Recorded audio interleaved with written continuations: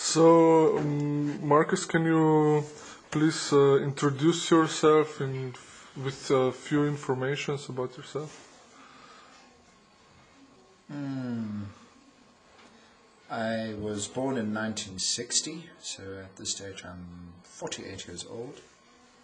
I am married to Brigitte. I have 2 children from the previous marriage. They're both grown up already and living on their own. I was born in a family where theosophy was the idea, shall we say. In that family we were also members of the liberal Catholic Church. My father was a priest at that stage in the church. So you could say I was born and bred in the church and in the whole liberal Catholic way of Christianity.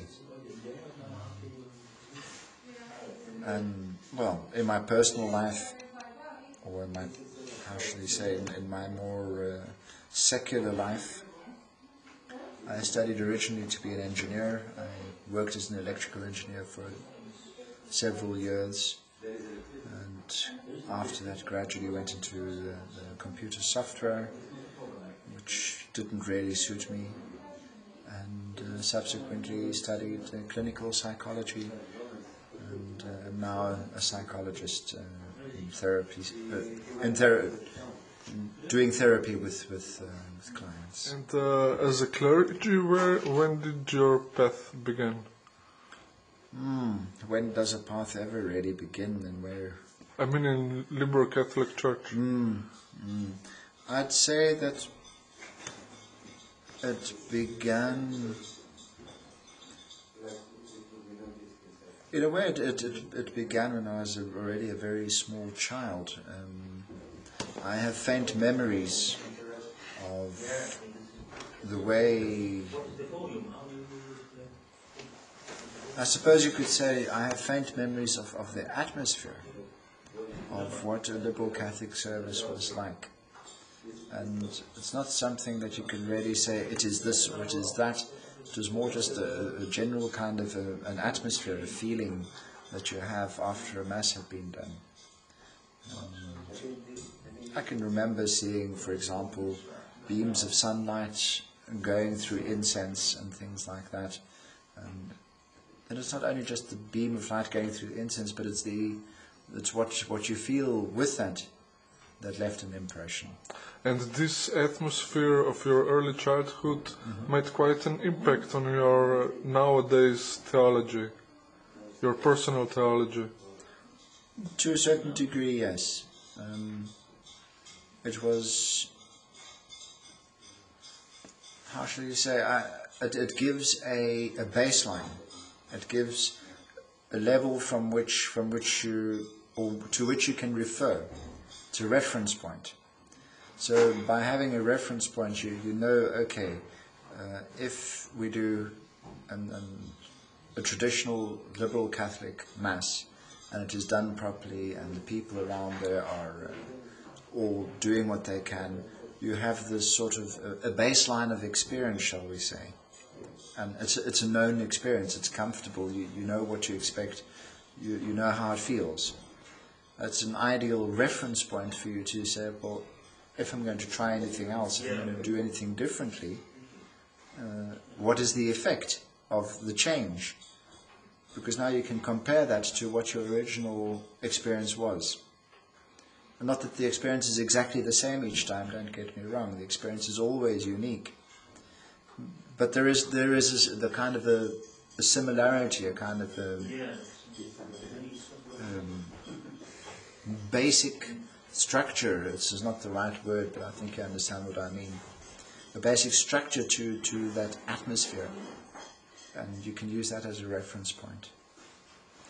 And you were very involved in Liberal Catholic Church in some years ago. That's correct. So can you maybe ponder on that? I joined the Liberal Catholic Church, of course I did when I was baptized, but let me say it, that I spent a long time doing other things, more profane things, or not profane, secular things, career, life, children, the ordinary things. And it was only really when I got a little older that I had the urge to do something more, again with experience and with consciousness and those kind of subjects, call it spirituality if you will. So that I was about 36, 35 odd years old when I gradually started visiting the Liberal Catholic Church in Holland, in Naarden. And in 1998 I was ordained to the priesthood there and spent some years in the parish in Haarlem, where I was the priest in charge, and also spent some time in Naarden, also as one of the priests that was active there. The Liberal Catholic Church, that's my heritage, that's my baseline, that's where I come from, and a lot of what I use today has its roots there. Of course, with some mixed influences from other sources as well, as obviously must be. And then you decided to put things a bit different. That's a euphemistic way of putting it. The whole, how shall I say that? I was a priest in the Liberal Catholic Church, and I was active as a priest, and I did a lot of things as well. I was editor for both the Dutch magazine and at the stage also the international magazine. So I was very active, but at the same time, sometimes you'd be sitting in a service, especially if you were not the celebrant, and your thoughts would wander. And then sometimes I'd pick up this thought of, what am I doing here? And this whole idea of what am I doing here, that translated into, shall we say, is this my path? Is this all it is? Is this what is expected of me? And I wouldn't say, you could call it doubt. Doubt as to is this the path? Is this, or not that path, but that path for me? So I constantly had these ideas in the back of my mind saying, is this the only way? Must it be exactly as it is written at this point in time? And so all these ideas were always niggling in the back of my head, saying, well, maybe you must be a little bit, maybe one should be more critical, maybe one should ask better questions and be critical of the way things are. Community aspect. Like unofficial, unwritten rules. Yes, it's just the way things went. And often you sort of just have this idea, or I had the idea that the community aspect, it's a choice. The choice that was in the Liberal Catholic Church was very much, it's an individual thing, and which has its merits, but it was not enough for me. The hierarchy, the way that things were set up, although I understand you cannot rid yourself of organization, you cannot rid yourself of hierarchy. And now we are getting to the other subject, the Young Rite. Exactly, but you cannot actually get, or if you want to know why was the Young Rite born, then you almost cannot see it separate from why did I stop at the Liberal Catholic Church. Because a lot of what was happening in the liberal Catholic Church, we have directly received, shall we say, from the previous generations. The previous generations are gone, but the basic liberal Catholic Mass is the same as what it was in Wedgwood and Leadbeater's time. There have been some slight changes, but they're small. In essence, it's the same Mass. And there's nothing wrong with that Mass. It's a beautiful Mass. It works. It's my baseline. The thing that was niggling in the back of my mind the whole time was more this whole idea, shall we say, of structure. So not the Mass itself, but the organization, and how do you create a way that you can express religion, that it is meaningful for people in the age that we're living in now. A lot of what you see, for example, even just in the liturgy, is still very much based on, say, the Piscean age, the idea of that you have a central authority, and your connection with each other lies in subscribing to uniformity. There is something in the olden days that was a creed, an act of faith, shall we say. And if you subscribe to that, then yes, you're going to the right place. Okay. And in the modern day, we see people no longer going to churches. We see people shying away from being told what they must think, shying away from being told what they should believe and what they should experience. And I believe this is a very healthy movement. I think that human beings, if you read the scriptures, to me the underlying message isn't what you mustn't do, but the underlying message is what you should do. And the underlying message as to what you should do, to me, is to learn to create with intent. We create all the time. Whether we're conscious of it or not, we create. And the question, therefore, is not whether we do or do not create. The question is, are we aware that we're creating? And if we are aware, how can we change our intention, or how can we put our intention into what we create, so that that which we create also is gifted, shall we say, with consciousness, that we enliven our creations with consciousness by properly using our intent. So what was your intention in building the circle Mass, or where did you derive the influences? Was it in visions, dreams, thinking, reading? It all came to me, shall we say, in a flash. People often speak to you of intuition and things like that. I tend to be fairly skeptical, and probably will remain so for the rest of my life.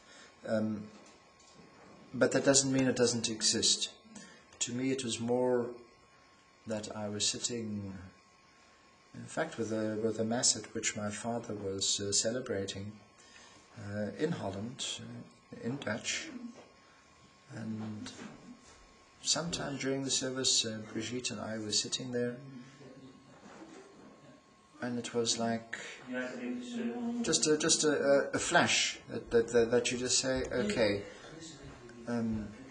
you need to stop trying to change the old. If you want to create, you need to do that from your own point of view. I'm just saying one thing, but it was almost as if you receive sort of a vision in which everything is already there in in germinal form, so that there are a whole lot of ideas, and you get all of these ideas, say, simultaneously in one package. In one package, but none of them are worked out. Mm-hmm. It's just sort of an imprint. Outlines. Very basic outlines. Mm-hmm. And that is also the time that I decided, okay, my time as a priest in the liberal Catholic Church is over. I need to find a way in which I can find a new vessel, shall we say, for an esoteric Christianity, or for an esoteric Christian way that might be interesting for other people. Let me go again. Mm-hmm. How did you devise the circle mass? The circle mass wasn't really devised. I mean, it's something we've always had somewhere. The basic idea is very simple. On the one hand, you have the East, and a lot of what we have in liberal Catholicism and Theosophy comes from the East. It's all the Hindu and the Buddhist, shall we say, way of looking at things. And a lot of that we have also in Christianity, hidden to some degree, but that is also, you find that also in the liberal Catholic Church. On the other hand, we have the West. And the West is far more individualistic, and moving into this new phase, shall we say, of, call it the Aquarian age, doesn't really matter what you call it. So somehow I wanted to marry these two influences, and perhaps the most vivid way you can see this in the circle mass is the beginning and the end. When we begin the circle mass, we begin by creating, literally by holding hands, a circle and singing the 3 times Alm. This is very traditional in terms of the Eastern way. And at the end of the service, we all stand together in a circle and we sing the 7 times Amen, which is far more Western. So that you don't only have the progression from East to Western, but you also have the progression from the 3 to the 7. And that 7, eventually, what we do with that is we turn to spread those gifts that we have received to the world. So, in one sense, you have this marriage between East and West. And the other thing, the other aspect, you can almost say a different axis on which the circle mass is built, is to bring back an androgynous view of divinity. And the way that I think that works is not so much in changing the liturgy as in changing the way we perform our ritual. And that is where the circle came in. That we said, okay, instead of us watching whilst somebody else does the service for us, we change it to a circle, which is far more inclusive. Some people would say that's far more feminine. And we do that with the active participation of everybody. And the next stage would be that every participant would be a priest. Exactly. And this is what you derived from the new ritual, or was the vision that all are priests on the first place? That vision was already there. One of the driving forces is this whole idea of authority. Okay. In the old structures, you had an authority, somebody who told you this is the way it is, and it goes like this and like this and like this and like this, and you either take it or you leave it. And if you take it, you're part of our community. If you leave it, you're outside our community. there's something to be said for that. It's very clear, and everybody knows what they want and what they need, and probably for a lot of people that's a very good way of doing things.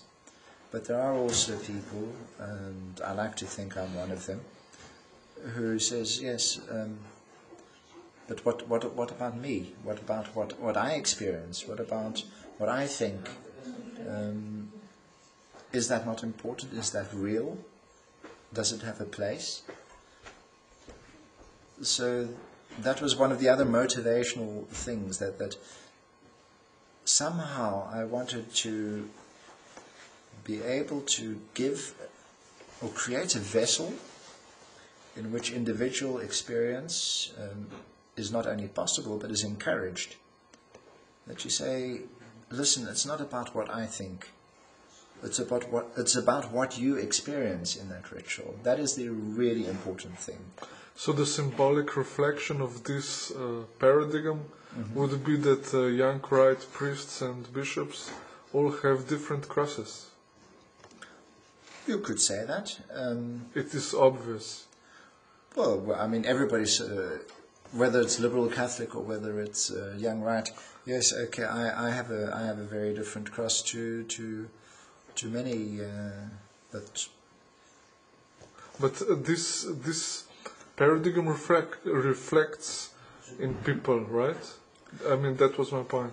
Yes, it reflects that people are different, and it asks, in fact, that we change our paradigm from that of unity in uniformity to unity in diversity.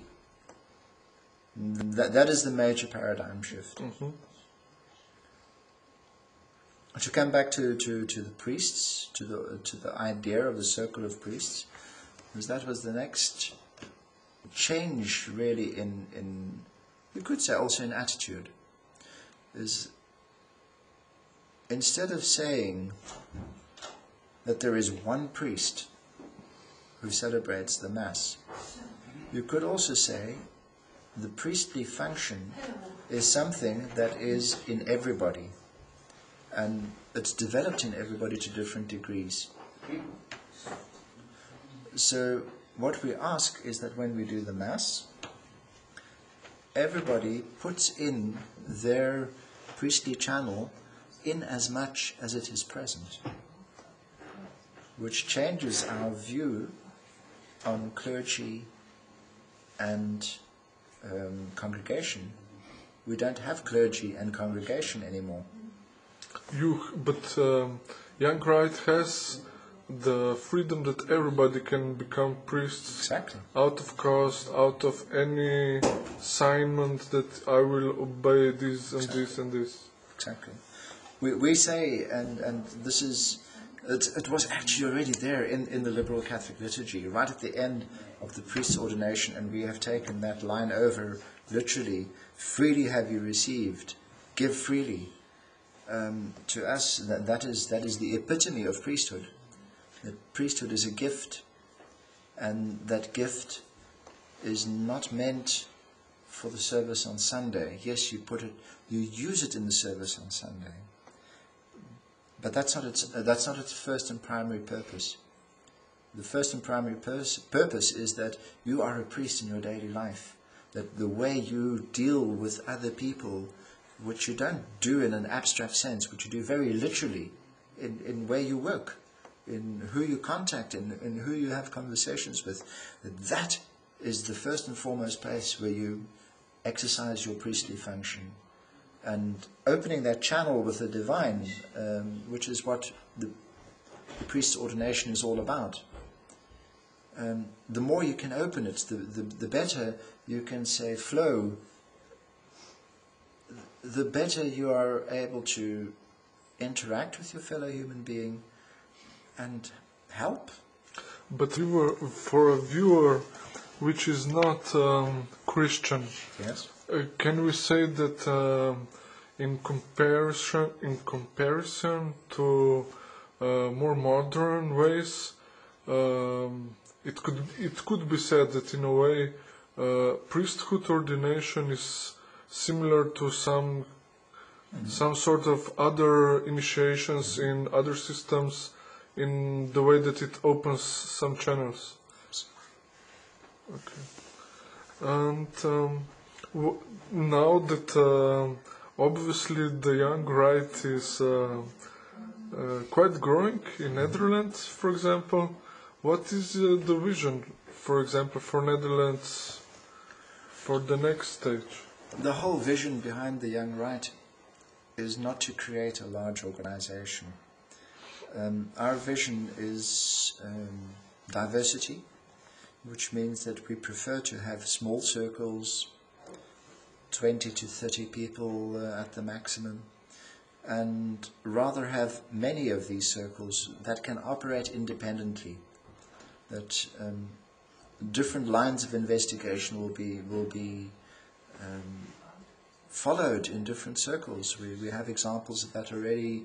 For example, Bishop Johannes in South Africa does a line of experimentation which has to do far more with the duality, where they have created what they call a mass of Isis, whereas the mass that we are working with in the Netherlands to a large degree is more based on the androgynous nature of the divine.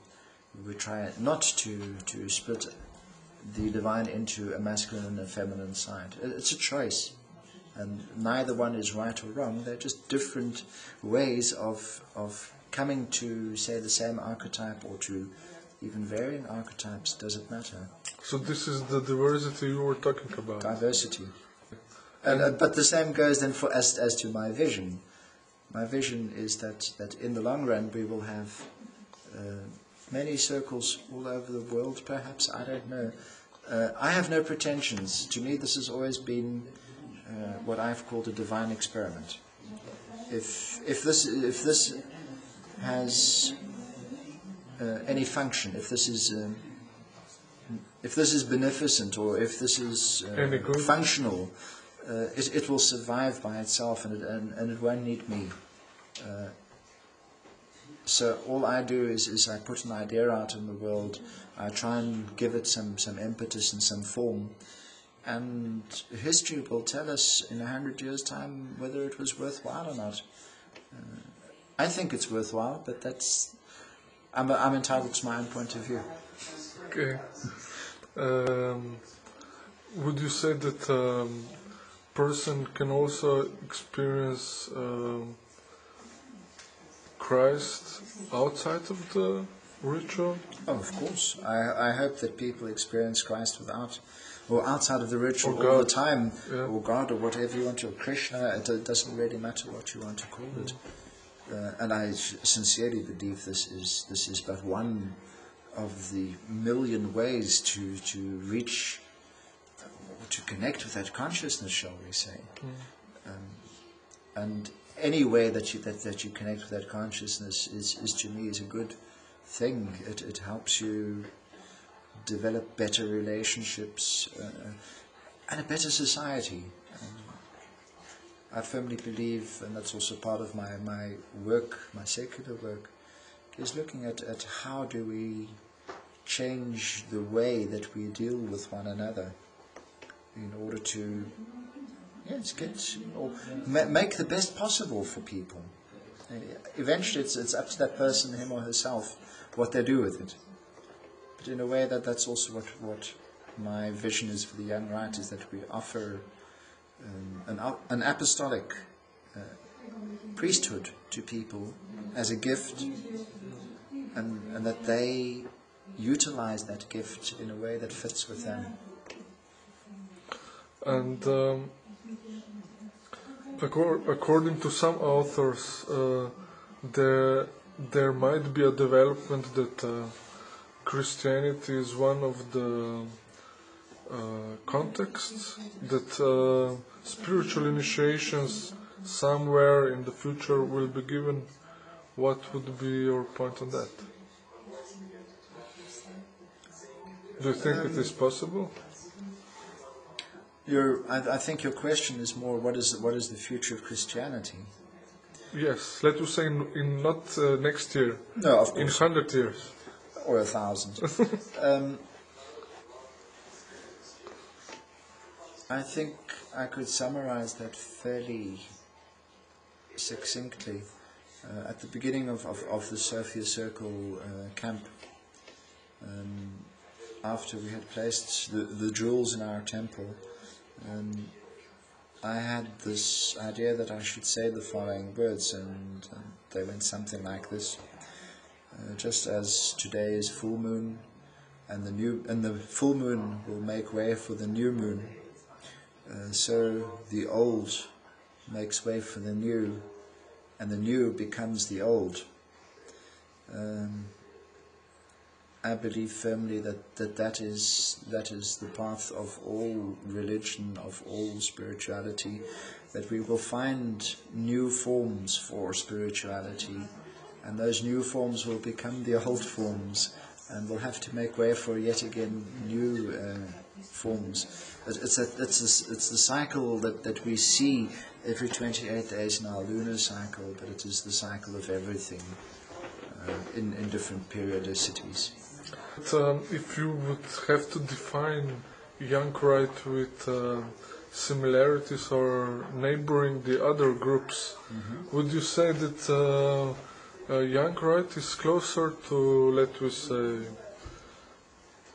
one of the pagans like Wicca or Roman Catholics in its background, not in its ritual and wording, but in its thinking or paradigms? That's a difficult question. I don't think I can answer it.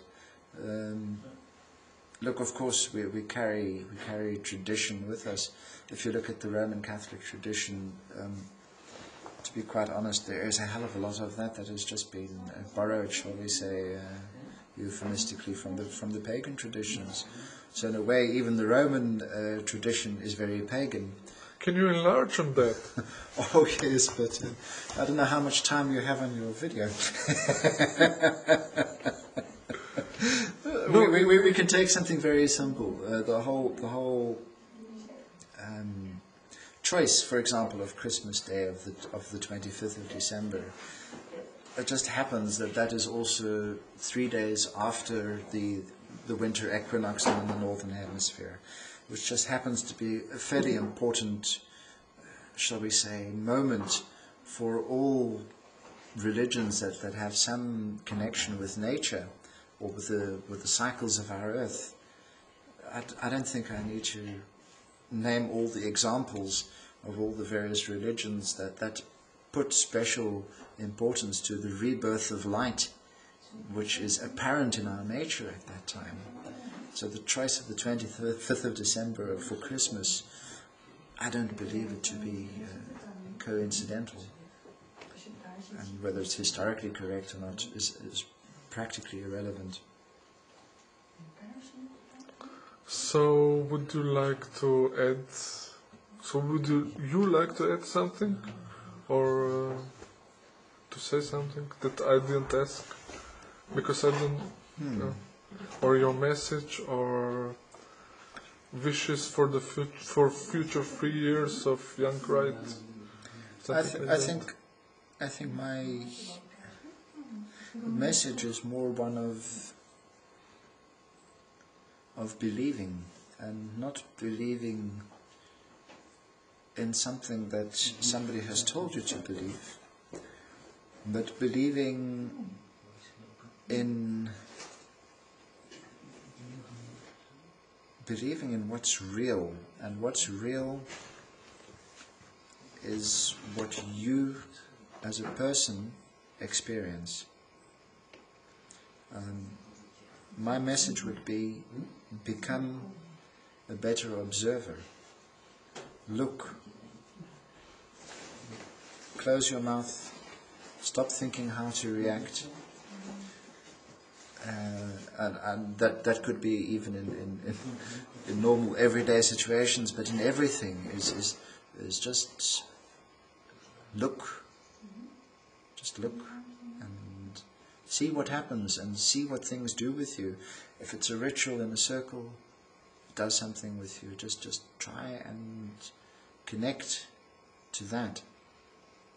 And whether it is a liberal Catholic ritual, whether it's a Young Rite ritual, whether it's a Roman Catholic Mass, I also go to Orthodox Mass whenever I'm in Greece. and that also does something with me. I can also meditate in old Greek convents, and sometimes the most amazing atmosphere is present there. It's not about what people tell you, it's about what you see and what you experience and what you feel. That to me is the ultimate. I remember once you said that people should experiment with wine and bread and see what it does to you even before they become priests. Yes. Why? Well, let's be naughty. Let's say that this whole apostolic succession is a load of bullshit. Okay? That it's something that has no value. Then surely, if that is true, if you go and practice before you're a priest with consecrating bread and wine, you will know the difference when you do it after you're a priest. That way, I'm not telling you that the apostolic succession is true. But you experience it. But you will experience for yourself whether it is true or not. So I'm not asking you to believe that when I say that the apostolic succession definitely adds an element for me, because I can only speak for myself. I cannot force you to believe that. But if you experience that for yourself, then that apostolic succession for you will have far more value than my words.